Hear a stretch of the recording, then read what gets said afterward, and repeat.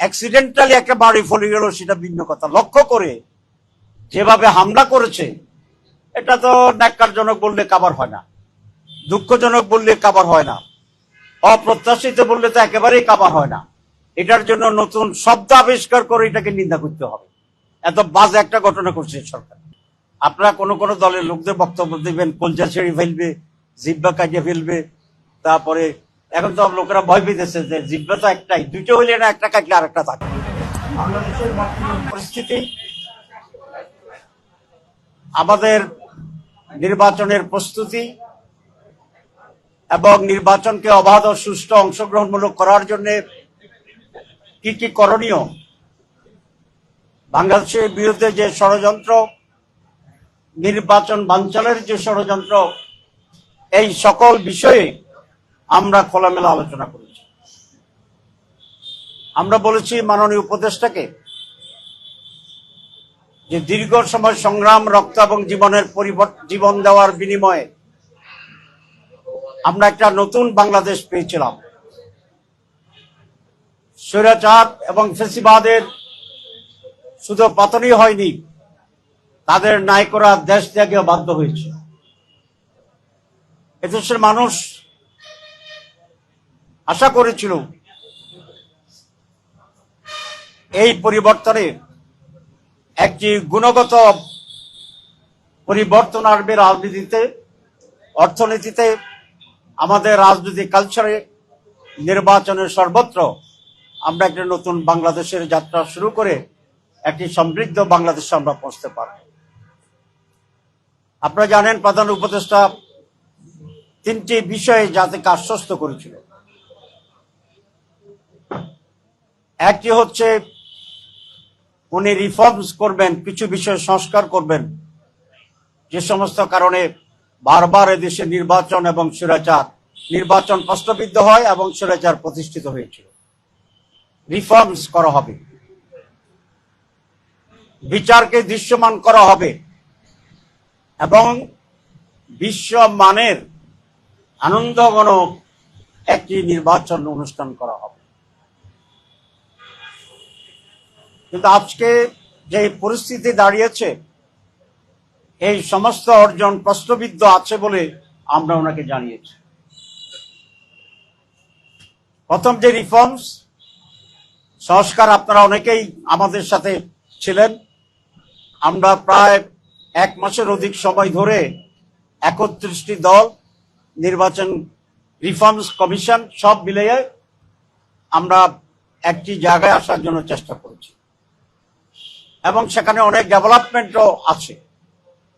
সেটা হচ্ছে আমরা অনেকগুলি বিষয়ে ঐকমত্য পোষণ করেছি সব দল, এবং মেজর ইস্যু ছিল 19টি। দু একটি দল কোন কোন মেজর ইস্যুতে নোট অফ ডিসেন্ট দিয়েছেন,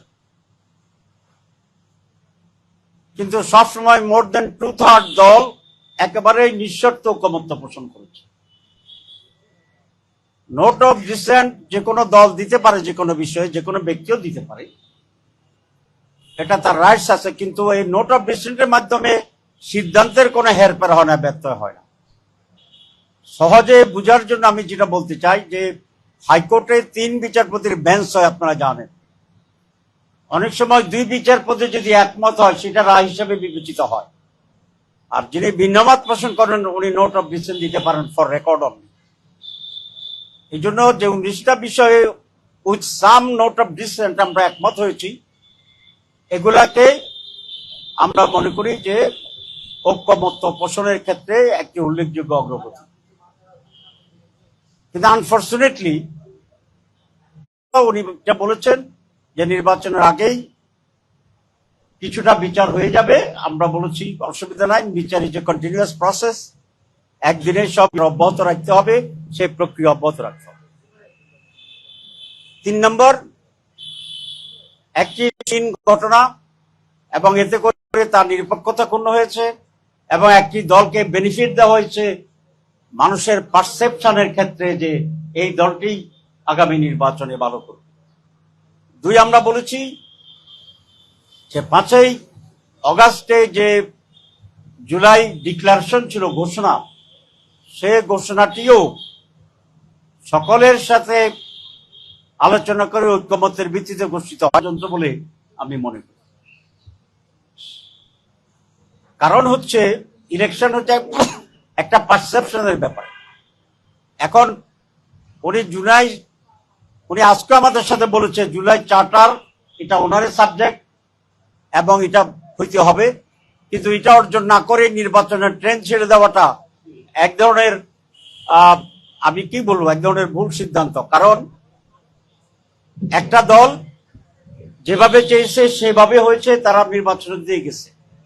আর বাকি সকল মেজর দল কিন্তু আমরা এই বিষয়ে এক আছি যে জুলাই সনদের বাস্তবায়ন করতে হবে। শুধু আমরা এর জন্য লড়াই করছি, দাবি করছি, আর একটি দল এটা ছাড়াই এগিয়ে যাচ্ছে।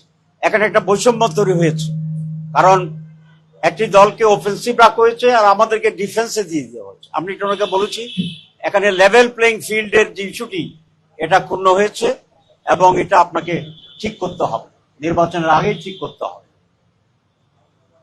আমরা পিআরের ব্যাপারে কথা বলেছি।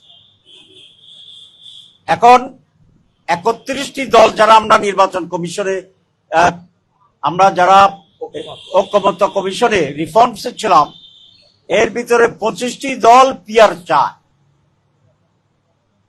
যেমন বামপন্থী দলগুলো পিআর চায়, ইসলামী দলগুলো পিআর চায়, তার বাইরেও যে সমস্ত দল আছে যেমন নূরের দল আছে, এবি পার্টি আছে, আমাদের রাষ্ট্র সংস্কার আন্দোলন আছে, এরা সকলে পিআর চায়। সুতরাং আমরা বলেছি পিআর এদেশের মেজরিটি রাজনৈতিক দল চাচ্ছে, যারা মেজরিটি মানুষকে প্রতিনিধিত্ব করে।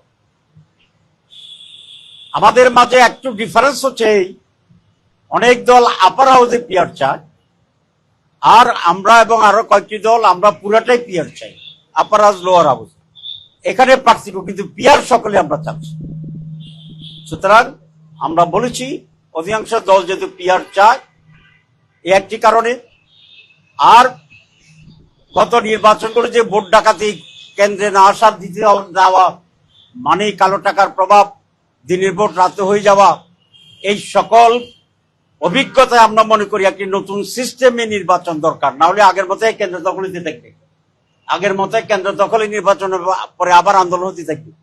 সুতরাং এটাকে থামানোর জন্য একটি নতুন পদ্ধতি, যেটার ব্যাপারে কেন্দ্র দখল হবে না, কালো টাকার বিষয় হবে না, জোর জবরদস্তি হবে না।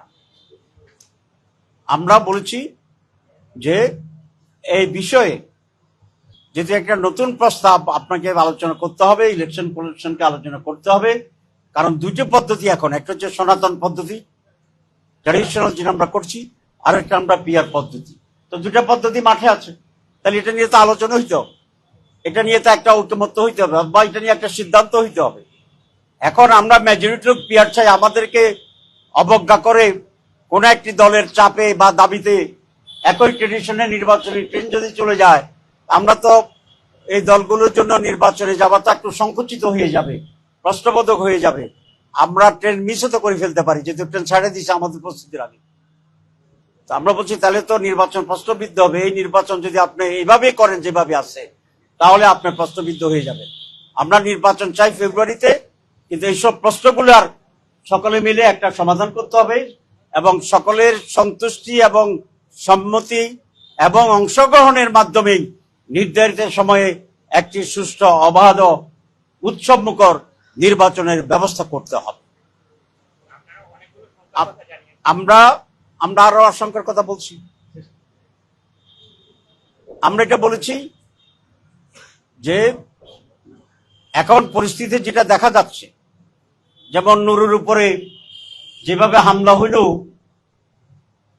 আমাদের ফসল, তার আন্দোলনের ফসলেই তো এই সরকার, তার আন্দোলনের ফসলেই তো নতুন বাংলাদেশ। দ্বিতীয় স্বাধীনতা যুদ্ধের অন্যতম সে নায়ক, তাকে পুলিশ অ্যাক্সিডেন্টালি একটা বাড়ি ফলে গেল, সেটা ভিন্ন কথা। লক্ষ্য করে যেভাবে হামলা করেছে, এটা তো ন্যাক্কারজনক বললে কাবার হয় না, দুঃখজনক বললে কাবার হয় না, অপ্রত্যাশিত বললে তো একেবারেই কাবার হয় না। এটার জন্য নতুন শব্দ আবিষ্কার করে এটাকে নিন্দা করতে হবে। এত বাজে একটা ঘটনা করছে সরকার, আমরা এটা অফিসিয়ালি নিন্দা করি, দুঃখ বোধ করি এবং এটার যথাযথ বিচার বিভাগীয় তন্ত্র শুরু করে কঠিনভাবে দোষীদের শাস্তির ব্যবস্থা করতে হবে। আমরা শেষ করি নাই, ধৈর্য একটু থাকলে ভালো হয়। আমরা এই জন্য বলছি যে এই যে লক্ষণটি, যে নির্বাচন হওয়ার ক্ষেত্রে আগেই পরিস্থিতি ঘোলাটে হচ্ছে। আপনারা কোনো কোনো দলের লোকদের বক্তব্য দিবেন, কলজা ছেড়ে ফেলবে, জিব্বা কাটিয়ে ফেলবে, তারপরে এখন তো লোকেরা ভয় পেতেছে যে জিব্বা তো একটাই, দুইটা হইলে না একটা কাটলে আরেকটা থাকে, কিন্তু একটা যে জিব্বা হিটা কাটিয়ে ফেললে এখন বেচারা তো খাইতেও পারবে না, কথা বলতেও পারবে না। আমরা আজকে বলে আসছি ওনাকে যে আপনার এই দেশে এরকম কথা হয়, পরিচিত কথা বলে আপনি তো কিছু করছেন না। আপনি বলবেন যে সব ঠিক হয়ে যাবে, ভোটের দিন দেখবেন যে সব দখল হয়ে গেছে, তখন রাতে আপনি একটা বিবৃতি দিবেন, দুঃখ প্রকাশ করে যে আমি নির্বাচন চাই নাই, এতে কোনো সমস্যার সমাধান হবে না। কথা পরিষ্কার। সুবিলন সাহেব বক্তৃতার সবসময় বলতো কথা পরিষ্কার, ঠিক আছে? আমাদের কথা খুব পরিষ্কার যে সুষ্ঠু অবাধ নির্বাচনের জন্য এখনো অনেক সময় বাকি আছে, সঠিক সিদ্ধান্ত নিতে হবে, প্রত্যেকটি রাজনৈতিক দল তার কর্মীদের দায়িত্ব নিতে হবে। অনেকে বলে কর্মীরা কথা শুনে না, শুনলে তাহলে বাদ দেন, যে কথা আরো কথা আছে আজকে সব বলবো না, কিন্তু প্রত্যেকটি দল তার দায়িত্ব নিতে হবে। আমরা বলেছি যে আগে এক দল বাস স্ট্যান্ড দখলে নিছে, এখন আরেক দল বাস স্ট্যান্ড দখল করছে। দল বলল না, একটা গ্রুপ। দল বলে তো পুরো দল বুঝায়। একটা গ্রুপ আগে চাঁদাবাজি করতো, এখন আরেকটা গ্রুপ চাঁদাবাজি করতে হলে। তো এই অন্তর্বর্তী সরকার এই দখলদারদের ব্যাপারে কোনো ভূমিকা নিয়েছে আমরা এটা দেখি না। এটা শুধু একটি দলের দায়িত্ব নয়, সরকারের প্রধান দায়িত্ব।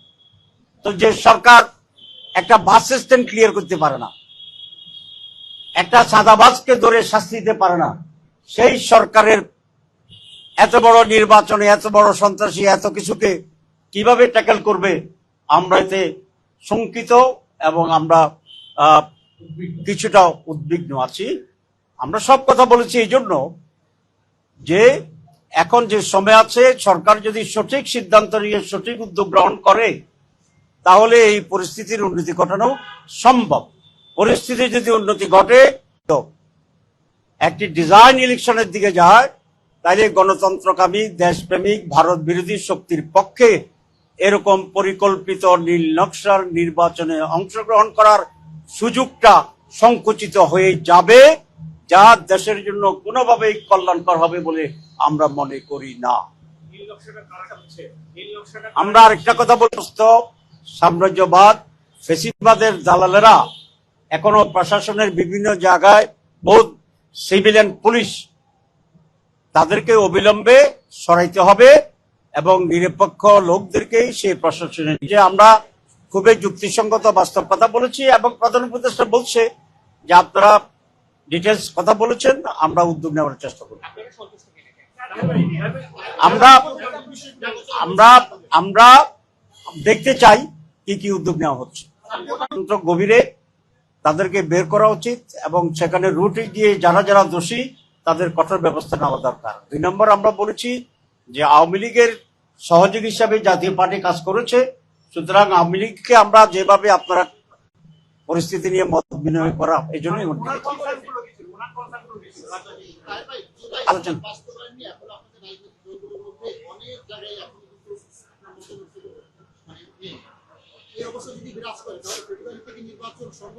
বাধা দিচ্ছি, আর মেজর যারা আমরা স্টেক আছি, আমরা সকলেই এই ব্যাপারে একমত। যেমন বাংলাদেশ জামাত ইসলামী, যেমন এনসিপি, যেমন ইসলামী আন্দোলন, যেমন অন্যান্য ইসলামী দলসমূহ, যেমন এবি পার্টি, যেমন নির্বাচনের ট্রেন আপনারা মিস করার পথে আর কি একটি দলের জন্য নির্বাচন আয়োজন হয়ে গেছে, নীল নকশা নির্বাচনের দিকে যাচ্ছে।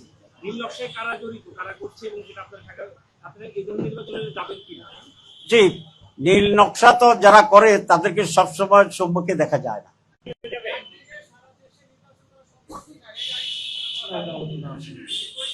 এই বিষয়ে আমাদের কোনো আলোচনার বিষয় ছিল না আজকে।